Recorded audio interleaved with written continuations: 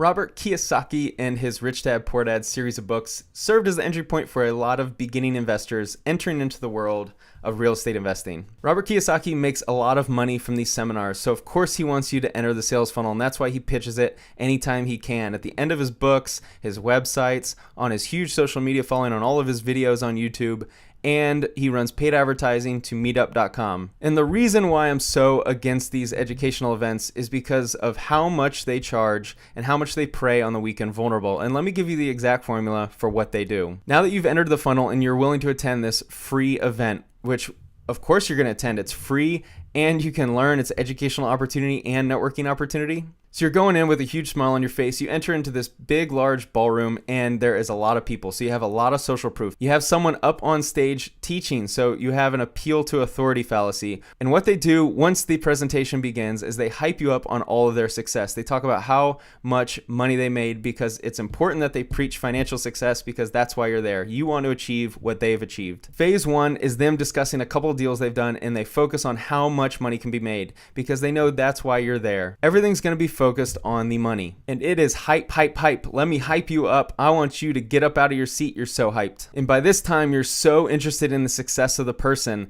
that, oh my gosh, wait, there's no way I can achieve that success. I'm not doing well in life. I'm in debt. I don't know. This isn't for me. I can't do it here. And this is where they get you. Step two of the whole seminar is that they relate to you. So what they do is they use words like, I used to be in your seat. I used to have this much debt.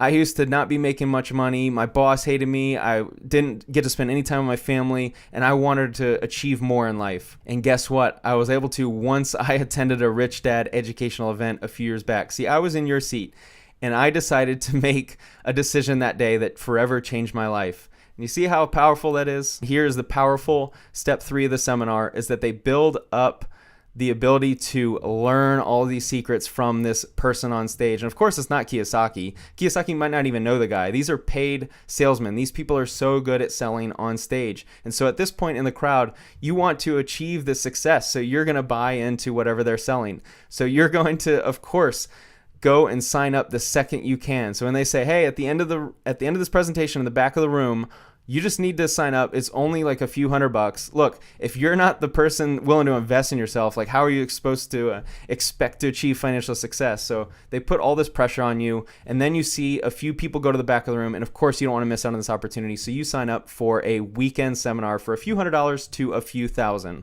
So you've already bought into the presentation, so you're more likely to say yes to signing up for just a few $100 3-day seminar because this is the power of buying in little by little. And it's at this weekend seminar where they really get you. They want to figure out how much credit card availability you have. This is why there's no explicit price tag on what they're going to upsell you. So for that 3-day seminar, they might teach you a little bit, but not teach you nearly enough for the price tag or get you ready to actually go out and make money in real estate. So what they do is they upsell at the end to this idea of a coaching program or a mastermind program, and it is super expensive. When talking about Kiyosaki, I have to begin with these seminars because they're so scammy and they prey on the weak and vulnerable, and I think it really hurts his reputation. Since you may have come across it online, let's quickly discuss his bankruptcy for the Rich Dad company. Essentially, in October 2012, he had filed a Chapter 7 bankruptcy, and I think what happened is this Learning Annex company that runs hand in hand with these seminars. I think Kiyosaki signed some type of deal with the devil contract where Learning Annex promised to get him put on and run these wildly successful seminars, and Kiyosaki signed up and was able to, essentially make it. Not all the details are discovered, so this is just an opinion, but by reading it, I think what happened is that Kiyosaki started some LLC for the seminar and did a deal with Learning Annex, and as people came to the seminars for free, that one LLC didn't make much money, but then he upselled and had other ways of making money in different LLCs. And I think Learning Annex went after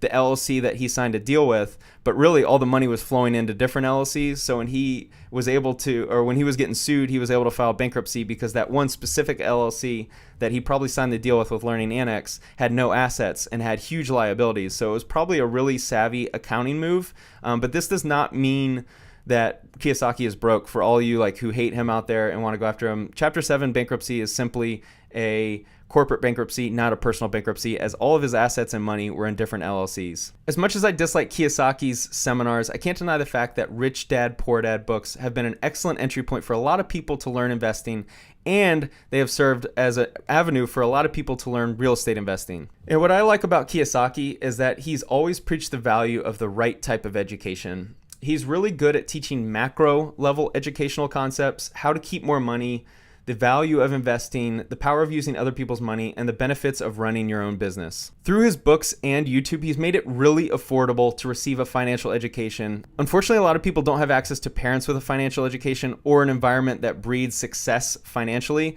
And thankfully, through his social media and books that you can find at the library for free, a lot of people who don't have access to that info now do. For real estate investors, he provides a good blueprint for understanding debt, how to avoid paying high taxes, focusing on finding and raising capital, and providing the right mindset to make a lot of money running your own business. Really, with Kiyosaki, the major points of contention for me are that I really disagree with how he presents a lot of his content and how everything is a sales pitch. And two, that a majority of his income early in his career was through these pitch-only, upsell-heavy seminars. And to this day, he still feels the need to charge a ridiculously high amount of money for his educational seminars. What Robert Kiyosaki is really good at is establishing the premise that there are two types of people in America, the rich and the poor. By establishing an us versus them philosophy, he creates a desire for the viewer to figure out how to become part of the rich class. His catchy marketing phrases, teachings, and clickbait YouTube videos and book titles reel you in to discover exactly how not to be like the poor class and join this elusive rich class. His videos are very vague and his teachings are pretty basic, as they are more of a 30,000-foot macro level view of economics, personal finance, and running a business, so it leaves the viewer unfulfilled. He's financially charismatic as he shines light on a problem, gives you a quick hit of dopamine by having you feel like you're being let in on a secret that only the rich know, and then leaving you feeling like you don't have all the knowledge. But maybe you're only a few videos or books away, which makes you want to consume more of his content. This is how guys like Kiyosaki become so good at sales and building up a cult-like following. You ever notice how much he uses fear to drive home certain opinions he has? It's almost like there's someone in this country right now that does a similar thing. The definition of a charlatan is a person falsely claiming to have a special knowledge or skill, a fraud. Robert Kiyosaki to me is definitely not a fraud when it comes to his teachings. He's clearly an educated guy, and I think he puts out a lot of real, tangible value to the world, but I can't help but always feel like he positions himself as someone with all these unknown secrets, and I really dislike how much negativity he uses to deliver his points. One thing I want you to notice is how he uses fear and division to really get you to buy into his content. He really wants you to believe that there's only two people in America, the rich and the poor. The rich and the poor. Oh, interesting. That sounds eerily familiar to his entire brand and company. Additionally, I'm a little upset that a lot of his teachings in 2019 still revolve around Rich Dad and what he learned from his Rich Dad. I say that because all the Rich Dad, Poor Dad material already exists in 100 different places online. I'd really like to see him evolve and give more details on anything he's experienced in the past decade, because I'm the type of dude who enjoys transparency and I want to learn from people who actually run businesses. But all his YouTube channel consists of is a summary of what he learned from his Rich Dad dressed up in 100 different ways. I still don't feel like I've learned anything new from him in the past decade. To me, Kiyosaki is still just a salesman dressed up as an educator and author. Are his videos valuable and could provide a solid mindset for investing, understanding a broad level of economics and personal finance? Of course they are. They still bring value to a lot of people, I can't deny that. But every video feels like he's just reading the summary of one of his books and then using the video to funnel you into buying one of his products or entering into the funnel for one of these seminars. Time to address Rich Dad. Before I made this video, I was totally hyped on the idea that Kiyosaki's Rich Dad never existed. There are a lot of people online who talked about him never existing, as there was no indication or proof. However, upon my research, making sure that I delved into every little detail, as I wanted to make this video really accurate, it appears that Rich Dad actually existed. Kiyosaki made a video about it, and after listening to it, it sounded pretty believable. The man he was interviewing was his son, who Kiyosaki claims to have been friends with since he was a child, and it sounded really believable. And someone alluded me to this news article, and it looks like Rich Dad actually existed, and he was a prominent businessman in Hawaii. Now, everything in the book, is it factual? Probably not. Kiyosaki was able to make this long book out of all his teachings. I've never been around people where I could highlight an entire educational book based on their teachings. However, whatever Rich Dad taught him, Kiyosaki was able to make into an extended book. The fact that Rich Dad existed definitely leads credence to Kiyosaki being someone who's more real than I initially interpreted. Now let's discuss Robert Kiyosaki's real estate investments. In this video, he quickly discusses how he bought his first deal. It was a condo in 1973 using a credit card for the $2,000 down payment on an $18,000 purchase. That means he was using 100% financing to purchase an investment property. Can you do that today? Absolutely flippin' not. My issue with him is that he still teaches to everyone about this concept of 100% financing and how everyone can use it, and it's absolutely false. In this article, he's talking about buying large apartment houses with 100% financing. You absolutely cannot buy large apartments with 100% financing. This is a major red flag for me.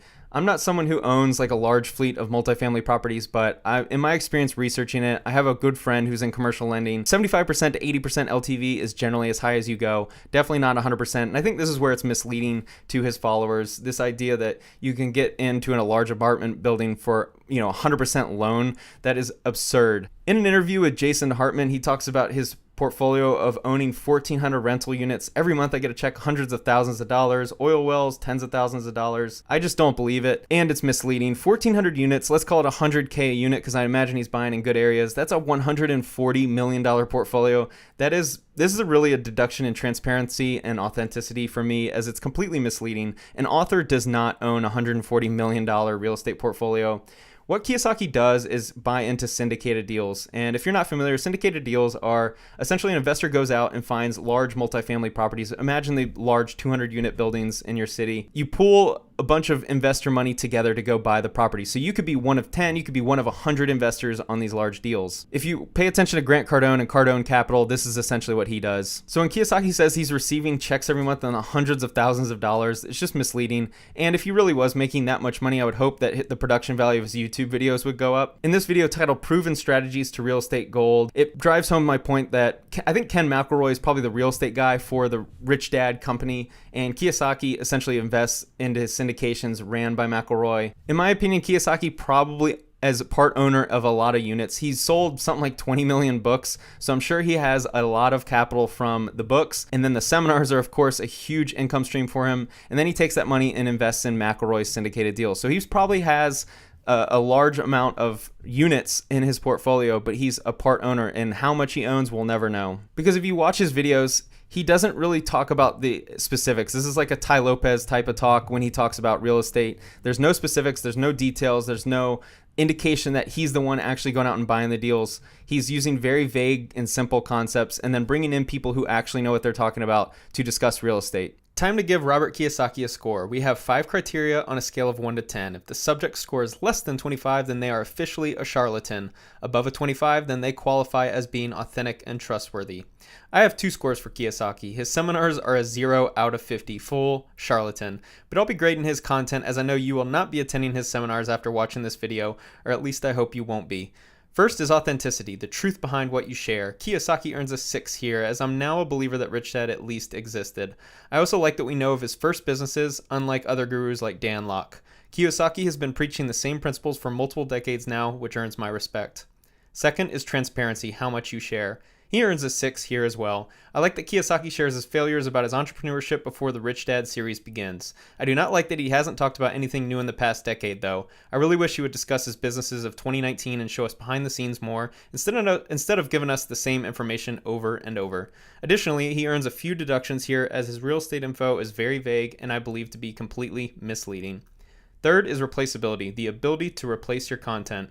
I have to give Kiyosaki an 8 here. His ability to influence hundreds of thousands of people and completely alter their financial future deserves a high ranking. Even though his content has been reproduced and repackaged 100 times by now, it's still relevant to this day and still holds up well.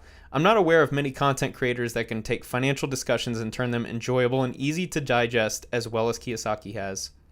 Fourth is belief in success. Am I a believer in all of your success? He earns a 6 here. Because he's an author, we have a pretty good idea of how many books he sold, so we know he's attained a high level of financial success.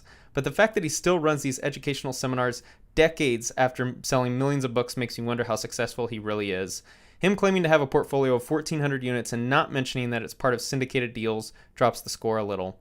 Lastly is deception. How much are you negatively affecting clients? He earns a 0 here for his seminars, but I'm grading his content. He earns an 8 here. I think he provides good insight into tax breaks, the benefits of owning your own business, and how to earn as much money as possible. I haven't come across any video recently that could hurt the people following along.